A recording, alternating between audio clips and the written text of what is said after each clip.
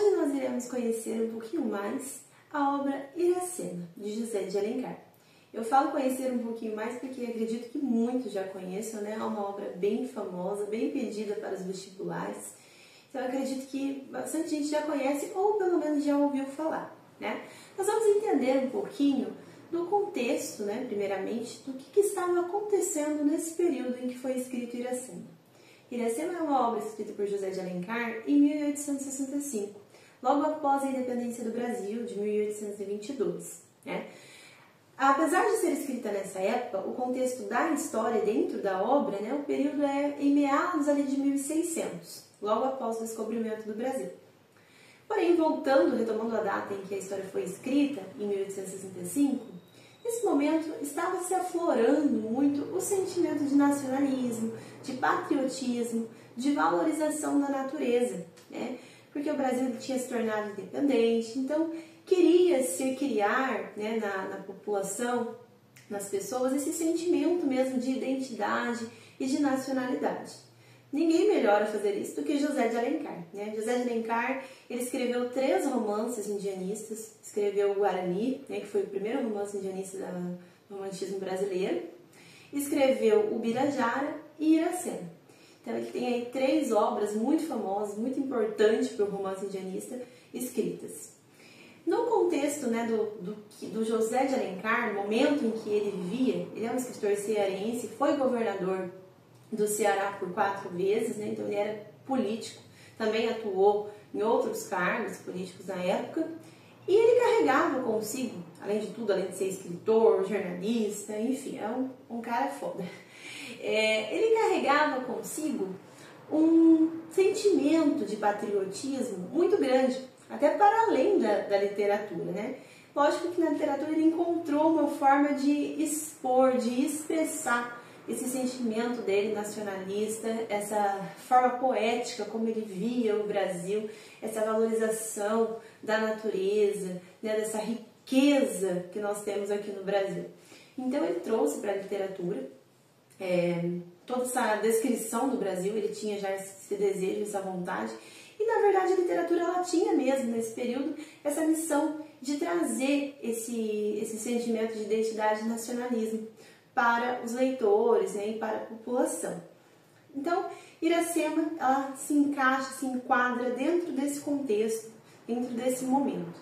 Né? E, de forma geral, no romantismo, né, o romantismo ao contrário do racionalismo, que era baseado na razão, o romantismo ele tinha essas características idealistas, essa característica do herói nacional, essa característica do sentimentalismo, das emoções, né, das fortes emoções, e tudo isso acontece ali na obra Iracema, que nós iremos conhecer um pouquinho agora. Em Iracema, a linguagem, né, utilizada por José de Alencar não é uma linguagem simples. Muitas vezes precisaremos sim consultar um dicionário, né, porque é uma linguagem um pouco arcaica, bastante na verdade, é uma linguagem complexa e é um livro poético, né? Então ele traz ali com uma riqueza enorme de detalhes toda a descrição do lugar em que a história se passa, toda a descrição de cada personagem, né? Da identidade de cada um deles. Então assim, é muito rica em detalhes e é muito rica em complexidade também. Não é uma história simples, não é uma leitura muito simples. Então tem que ler ali com bastante atenção e talvez sim com um dicionário mesmo, para poder já ir entendendo o contexto, entender o que está acontecendo ali naquela história. Então vamos lá. Iracema, né, se inicia logo no início do livro. Iracema está no momento ali de relaxamento, onde ela está se banhando, como de costume, quando aparece um estrangeiro, né, no seu ambiente ali, um estranho. Ela de prontidão, né, já o acerta com uma flecha. A flecha, depois que ela acaba quebrando, porque tem, né, simboliza o quebrar a flecha, simboliza a paz, né, o encerramento ali não vai haver um confronto. E como forma de pedido de desculpas, ela acaba convidando, né, o Martim para a cabana de Araquém, que é o pajé da tribo Tabajara, a qual ela pertence.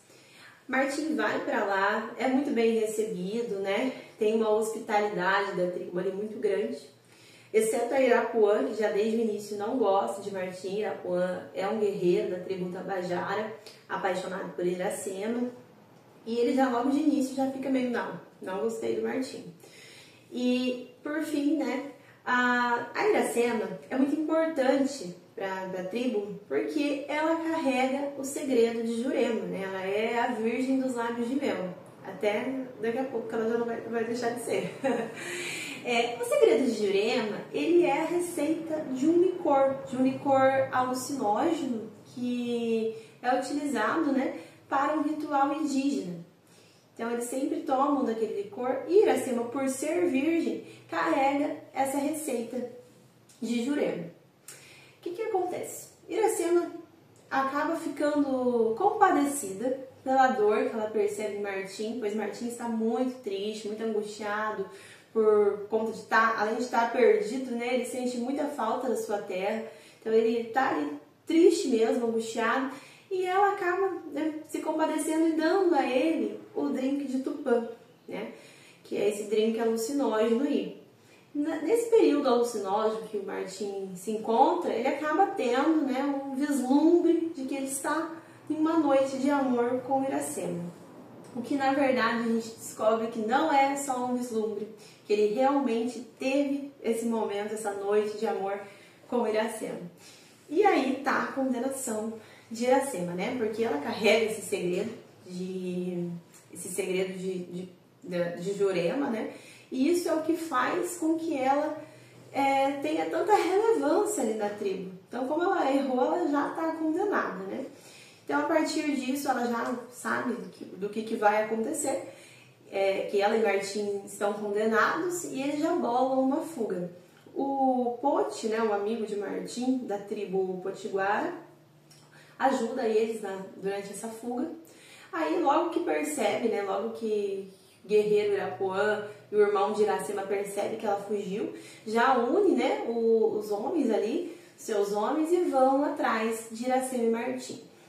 O que acontece? Eles se encontram, tem um conflito muito grande, né? As tribos entram em conflito, Iracema entra no meio, atinge o irmão Irapuã, e a tribo Tabajara, quando percebe que vai perder esse conflito, né, que não vai sair vencedora, já vai embora dali.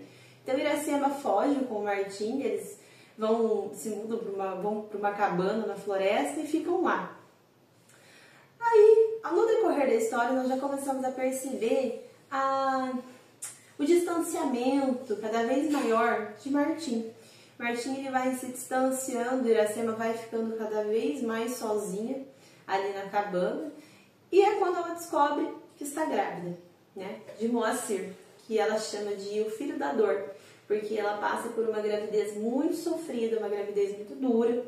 Ela tem essa criança sozinha. E depois Martim ele volta, né, pra cabana, vê a criança e a Iracema morre em seus braços.